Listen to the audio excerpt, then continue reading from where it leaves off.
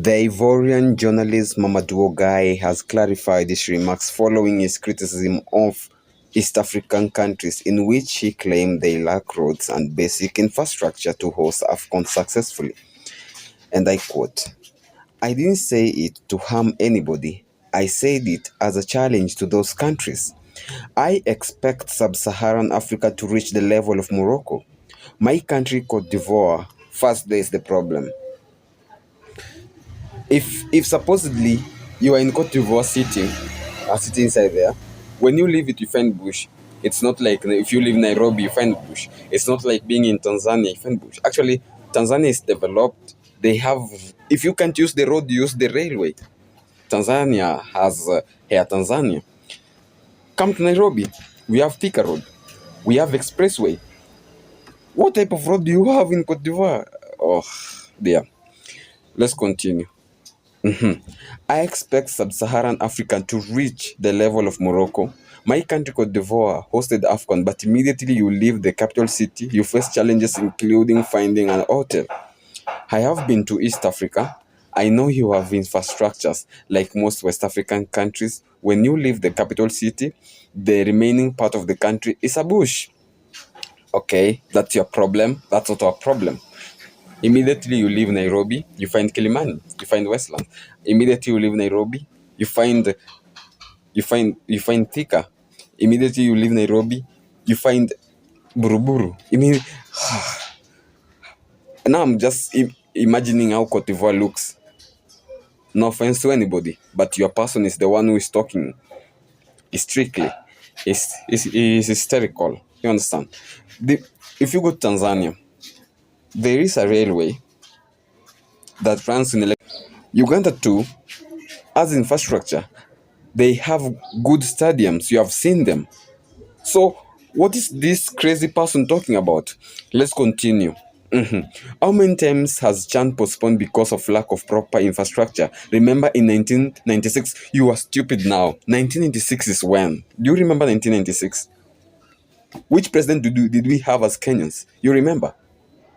He was an authoritarian. He didn't want to leave power. He was in power many years until we got our independence.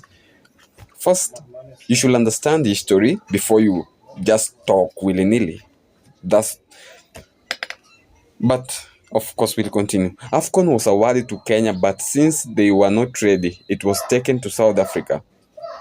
And as we speak, the three countries are still not properly ready. Actually, we are almost finished. We are ready.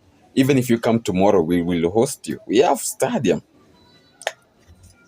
Morocco has raised the bar so high. From now on, we don't expect anything less. That's why I said what I said. So, everything you said, you will have to take it back because it seems you are going and it's not good. It's not good. It's not. You didn't have the necessary facts to back up everything you're talking about. First, you talked as East Africa like it's one country. That's where you went wrong. Second of all, you are behaving like Americans when they say Africa. They imagine like Africa is one single country. Don't be. I will use the word which I don't always like to use it when addressing people. Stupid. Don't be myopic. Don't be a short-sighted person. You can't be behaving like the Americans. You're talking East Africa. You can't be talking to us to East Africa like you're talking about one single country.